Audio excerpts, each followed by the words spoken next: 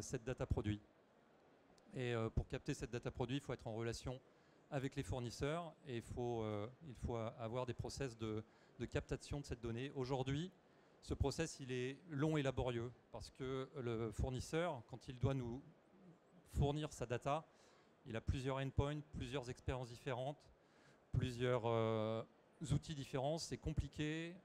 Il doit s'y reprendre à plusieurs fois. Il doit faire appel à des collaborateurs en centrale. C'est des échanges par mail, par téléphone. C'est laborieux, c'est compliqué. Du point de vue de la centrale, c'est la même chose. Beaucoup de temps perdu à faire le point sur les datas qui manquent, sur les datas en erreur. Beaucoup de temps perdu pour onboarder des nouveaux fournisseurs dans ce process qui est un petit peu complexe. Et puis, même si la captation de data est très en amont dans le process de création de valeur, il est aussi, malgré tout, un levier très important dans la visibilité de nos produits sur nos sites e-commerce. Aujourd'hui, pour qu'un client soit capable de trouver facilement nos produits et avoir une description suffisamment pertinente de ces produits-là, il faut que la data soit présente, soit de qualité. Toute erreur dans un manque de data ou de complétude de data se paye cash aujourd'hui dans nos taux de conversion.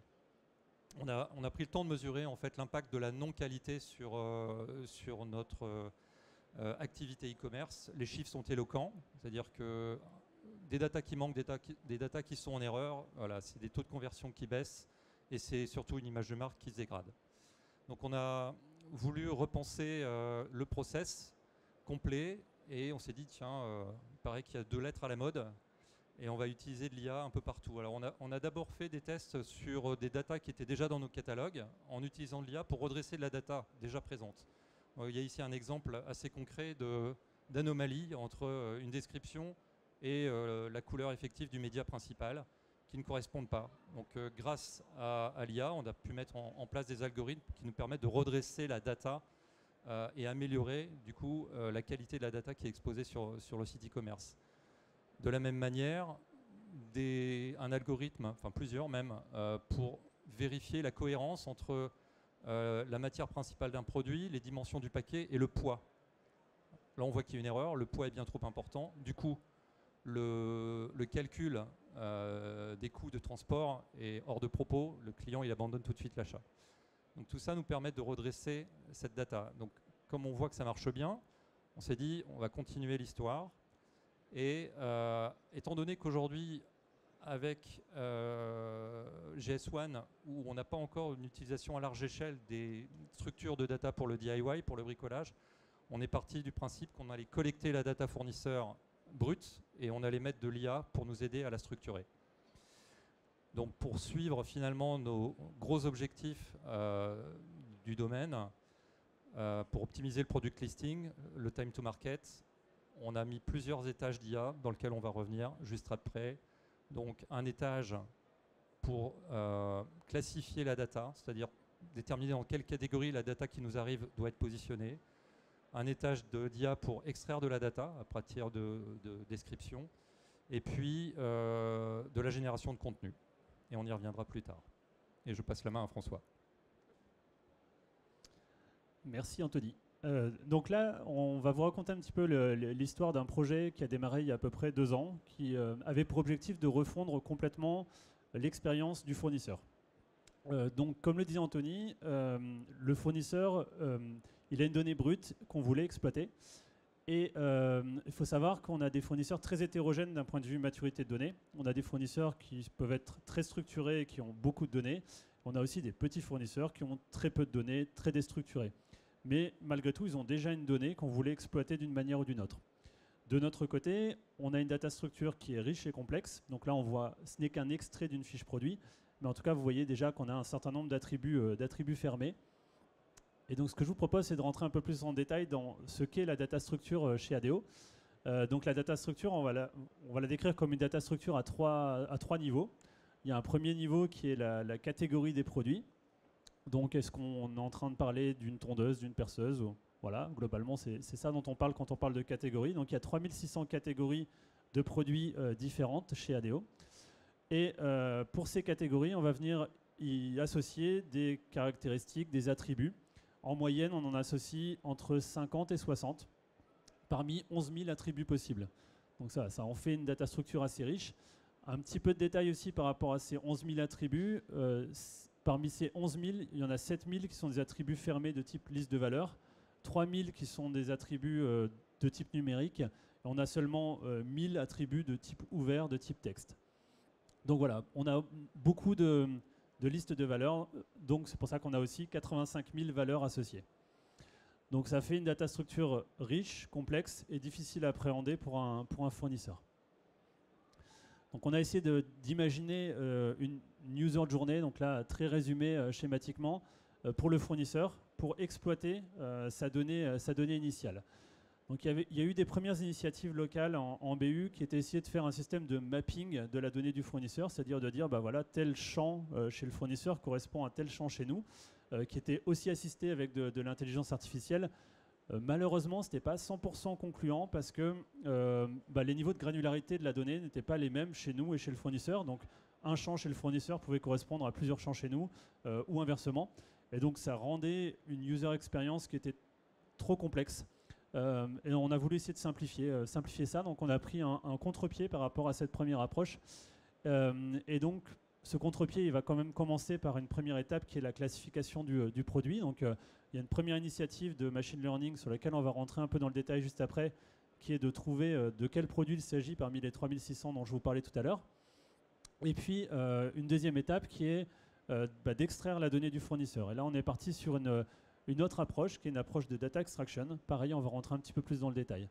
Et puis la dernière étape de ce process, finalement, c'est de venir valider cette donnée, vérifier qu'elle est conforme aux attentes d'ADO. Donc d'abord d'un point de vue data structure, d'un point de vue data quality, donc là on a des règles de cohérence entre les attributs.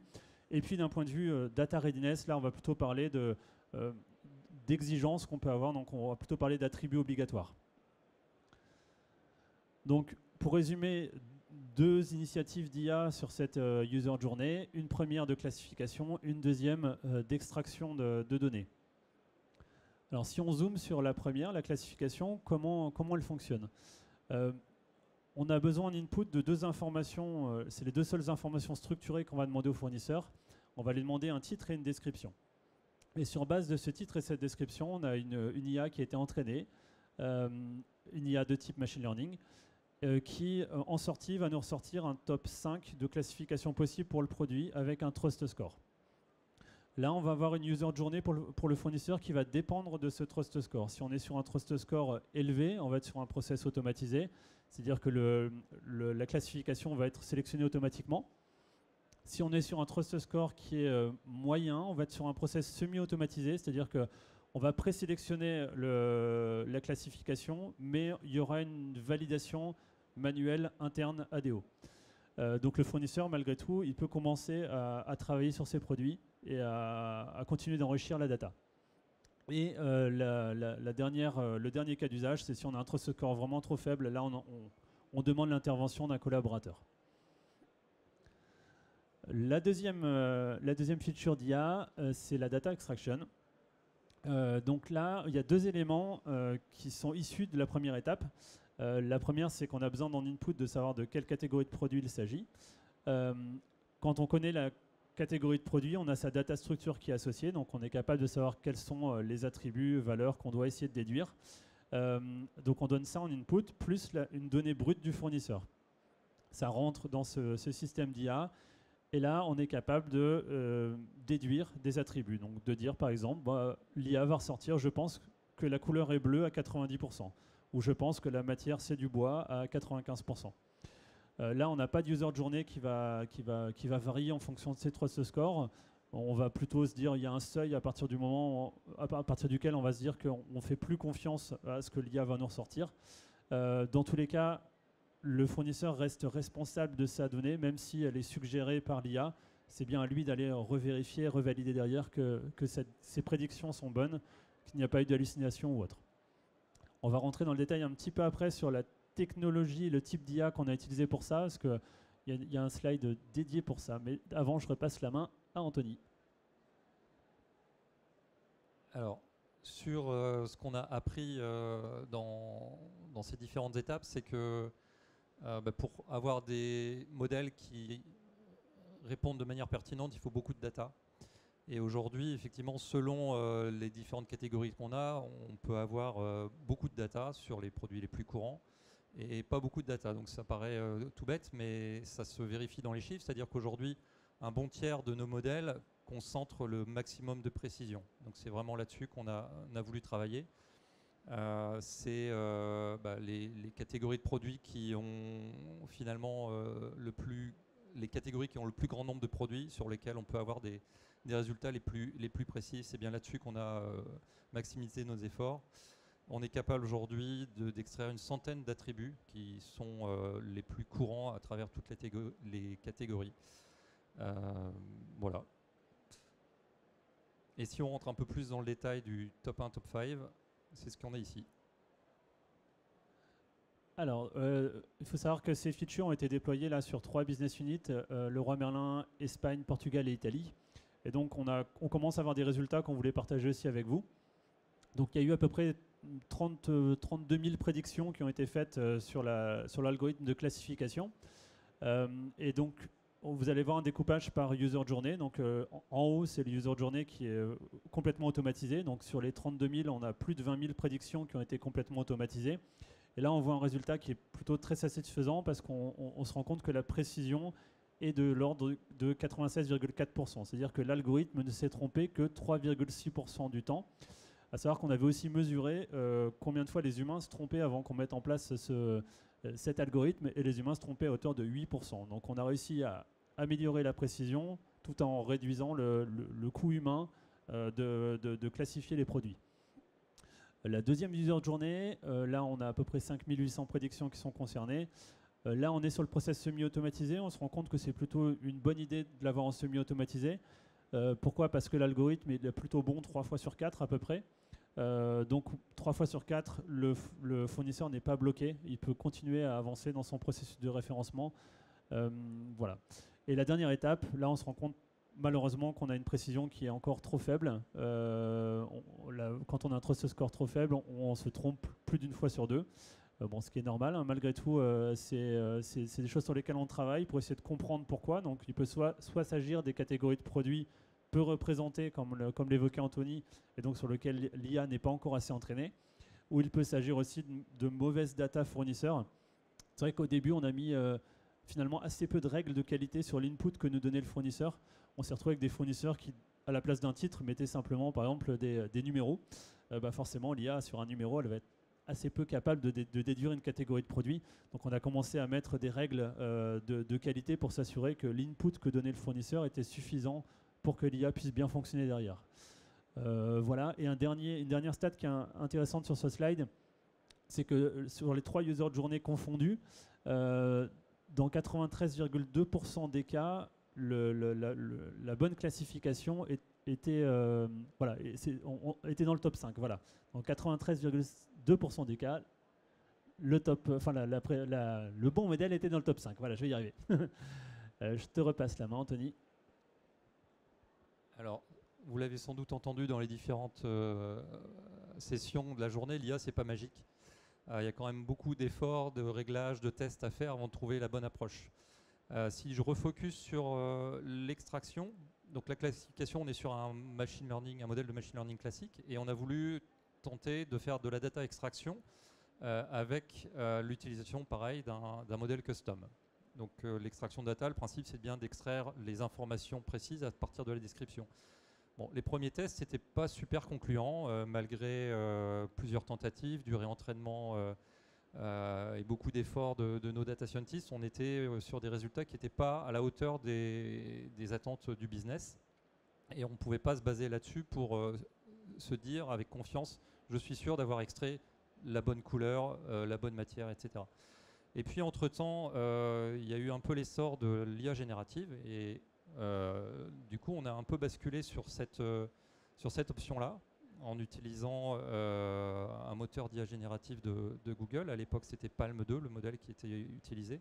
Et là, d'un seul coup, vous voyez sur la colonne en bleu, les résultats étaient bien meilleurs, et surtout avec bien moins d'efforts en fait. Il a suffi, entre guillemets, de faire un peu de prompt engineering, de trouver les bons mots, les bonnes phrases, et on avait des taux de réussite qui étaient assez impressionnants, en tout cas bien plus à la fois sur la précision et le recall que le modèle custom classique. Donc c'est là-dessus qu'on a continué de creuser le sillon, de le faire sur les autres langues, puisqu'au début on était sur la langue espagnole, et maintenant on l'a déployé sur le portugais, l'italien, et on vient de terminer le polonais, et la France dans quelques temps. Et je pense que c'est à toi, Guillaume. Yes. Alors, on voulait vous partager aussi quelques éléments déjà par rapport à ce que François et Anthony vous ont présenté. Déjà, il faut que vous ayez en tête qu'il y a des limites à ce qu'on a mis en place à la fois sur la partie classification et sur l'extraction. C'est hyper important si vous vous lancez demain dans ce genre d'initiative, d'en être conscient. Comme l'a dit Anthony, l'IA, c'est pas magique. Il y a des cas où ça fonctionne un peu moins bien. Et notamment dans la classification et l'extraction, les cas où on a très peu d'exemples, finalement, les catégories, il y a très peu de produits, le modèle ne va pas apprendre suffisamment bien pour avoir des performances qui sont assez bonnes. Et le deuxième exemple, c'est sur les caractéristiques qui réclament une appréhension humaine assez forte, typiquement les dimensions des produits, sur lesquelles il y a une interprétation des unités de mesure qui est complexe, et là où les modèles ont encore un petit peu de mal. Mais sinon, sur le 80% des produits qui constituent en fait l'essentiel du business pour un distributeur comme ADO, ça fonctionne très bien et vous avez vu les résultats. Quelques clés aussi pour réussir ce genre d'initiative dans une organisation de la taille d'ADO. La première, on vous a beaucoup parlé de résultats, d'approches techniques, mais je pense que c'est le plus difficile, c'est l'aspect humain, le change.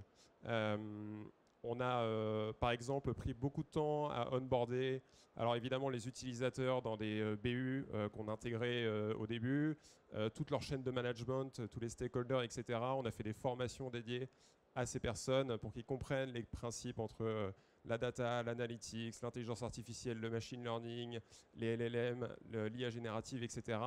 pour que quand on leur montre des résultats, ils soient conscients soit des succès et aussi des choses qui restent à faire dans le projet. Donc ça, c'est vraiment hyper important. Prenez du temps sur cet aspect-là. L'aspect technique, on l'a vu avec ce que vous a présenté Anthony. En fait, la technologie, elle va rattraper de toute façon à un moment donné. On y arrive. Les algos en fait rattrapent ce qu'on cherche à faire d'un point de vue métier. C'est vraiment la partie de transformation qui est la plus difficile. Donc vous pouvez la commencer dès maintenant. Ça sera toujours ça de prix. Le deuxième point, c'est de vraiment se concentrer avec une approche très concentrée sur un périmètre ultra prioritaire pour apprendre, pour avoir des premiers succès. Au début, on a embarqué, je crois que c'était 2 BU qui étaient prioritaires, voire même une seule BU au tout début, qui était la plus motivée, 2 sur lequel on savait qu'on pouvait avoir des résultats dans la vraie vie assez rapides. On s'est concentré sur des catégories de produits sur lesquels il y avait des gros enjeux métiers, mais en même temps sur lesquels on savait qu'on pouvait avoir des bons résultats. On a priorisé les attributs à extraire, etc., etc. Donc au début, on a vraiment eu cette démarche de priorisation pour avoir des victoires. Et après, petit à petit, en fait, on rajoute du scope, que ce soit géographique, du scope en termes de catégories, d'attributs, pour compléter la solution. Troisième point, quand on parle d'intelligence artificielle, on parle forcément d'évaluation de performance. Notamment quand on utilise en fait des modèles de langage, l'évaluation, elle peut s'automatiser via des datasets labellisés, etc. Donc ça, c'est une approche qu'on a eue sur ADO pour automatiser au maximum le suivi des performances dans le temps, notamment en production. Mais quand vous allez vous lancer dans les premières étapes des cas d'usage, vous allez faire de l'évaluation humaine, de validation en fait des réponses des modèles. Et ça, c'est hyper important d'investir aussi un peu d'effort pour industrialiser et faciliter cette évaluation humaine. Donc créer une petite interface pour que les utilisateurs puissent valider facilement, donner les feedbacks, etc. sur les résultats des algos, pour avoir du coup des résultats concrets et aussi les embarquer dans le processus pour qu'ils se sentent aussi contributeurs de l'initiative et pas juste consommateurs. Et quatrième point, c'est dans la structure en fait, d'équipe nécessaire pour construire ce genre d'initiative, c'est à notre sens hyper important d'avoir un triptyque, alors business évidemment très fort, produit, donc des product managers très compétents dans l'équipe et des experts de la data science pour travailler évidemment sur la partie algorithmique, pour faire toute la partie acculturation, etc. etc. C'est vraiment les 3 composantes clés, à mon sens, à avoir sur ce genre de projet pour que ça soit un succès.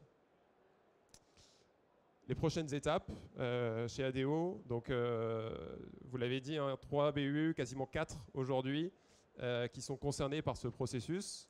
Alors évidemment, le but, c'est dans les prochains mois, années, de déployer ça à toutes les BU qui pourraient être intéressées et qui sont concernées. Il y a un enjeu aussi de déployer cette intelligence sur le catalogue existant, puisque là, vous avez vu un processus d'onboarding d'un fournisseur ou de nouveaux produits. Il y a aussi en fait des produits qui sont déjà existants, référencés. Donc l'idée, c'est de processer aussi tout ce catalogue existant pour générer de la valeur directement dans les BU qui ont notamment des gros catalogues produits en e-commerce. Une fois que ces attributs produits ils sont mis en qualité, en fait, on peut aller encore au-delà. On peut générer en fait, par exemple, des descriptions produits automatiques, pareil avec des LLM, qui respectent la tonalité, des guidelines marketing, des guidelines de SEO, et tout ça de manière très fluide et très automatique sur l'intégralité du catalogue. Ça, c'est aussi générateur de business, comme on l'a vu sur les taux de conversion notamment. On a vu déjà une qualité de data sur les taux de conversion. Vous avez vu les chiffres, c'est hyper impressionnant d'un point de vue business. Sur la partie description produit, on peut encore aller au-delà. Et puis, je voulais aussi vous partager 2 autres initiatives en bas de la slide qu'on a toujours dans cette thématique autour des produits chez ADO. Et j'espère qu'on pourra vous en dire un petit peu plus au prochain Tech for Retail. La première initiative sur la réparation des produits.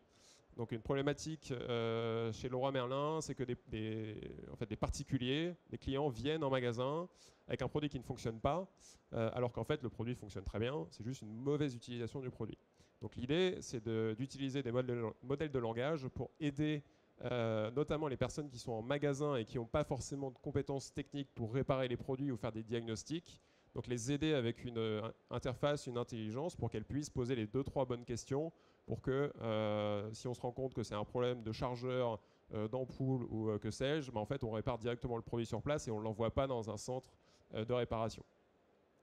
Et le deuxième cas d'usage, toujours lié au produit, là on a beaucoup vu d'éléments sur la partie attributs, production de contenu textuel. Il y a évidemment tout le pendant sur l'image. Aujourd'hui, si vous vous baladez sur le site de Leroy Merlin, vous allez voir beaucoup de produits qui sont évidemment mis en ambiance avec des photos qui sont réalisées par des studios, des agences, etc. Ces contenus-là, ils fonctionnent évidemment très bien, mais ils coûtent aussi très cher à produire. Et l'intelligence artificielle, aujourd'hui, est en train de rattraper la partie génération de langage sur la partie image. On rattrape, on peut utiliser ces algos pour générer des contenus qui soient de qualité studio avec une personnalisation à la charte graphique et aux guidelines créatives d'ADO. Et ça, c'est des choses qu'on est en train de tester en ce moment, qui fonctionnent très bien. Et donc, j'espère qu'on pourra vous montrer des exemples l'année prochaine. Et puis, vous pouvez toujours venir sur le stand d'Artefact pour qu'on vous montre 2-3 éléments là-dessus. On a encore un peu de temps, je pense. Est-ce qu'il y a 2-3 questions peut-être dans la salle? Yes.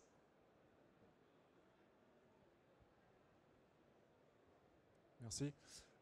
Oui, sur les 2 use cases que vous avez mentionnés, donc classification et extraction, en termes de temps projet, ça vous a pris combien de temps à déployer ça?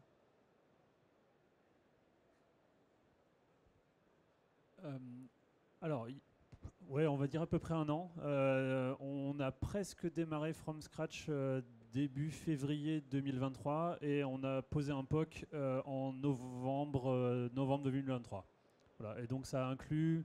Alors, la partie classification avait démarré un petit peu avant, je crois, chez vous. Mais la partie intégration, en tout cas, a commencé février. Et pour compléter sur la partie extraction, vous avez vu les performances, le gap de performance avec les modèles de langage.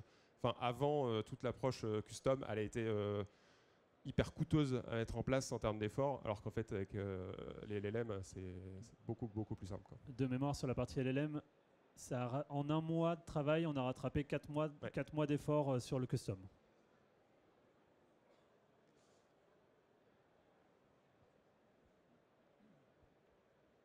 Merci. On dit beaucoup que l'IA va peut-être supprimer des emplois ou transformer des activités. Qu'est-ce que vous pouvez nous dire sur les gains de productivité, l'impact sur les équipes et leur réaction ou leur peur ou leur bon accueil de votre expérience?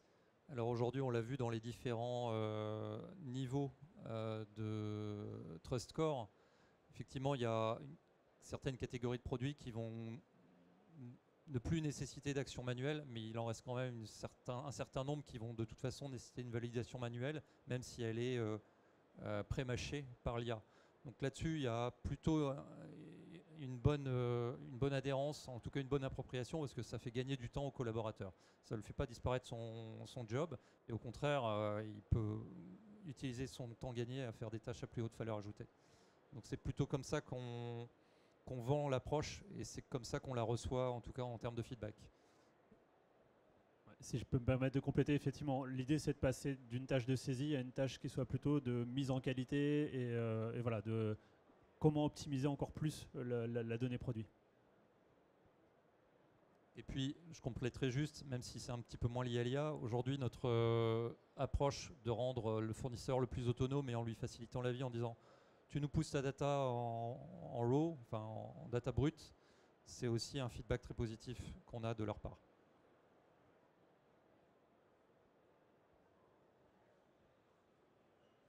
Pas d'autres questions? Merci à tous. Merci beaucoup.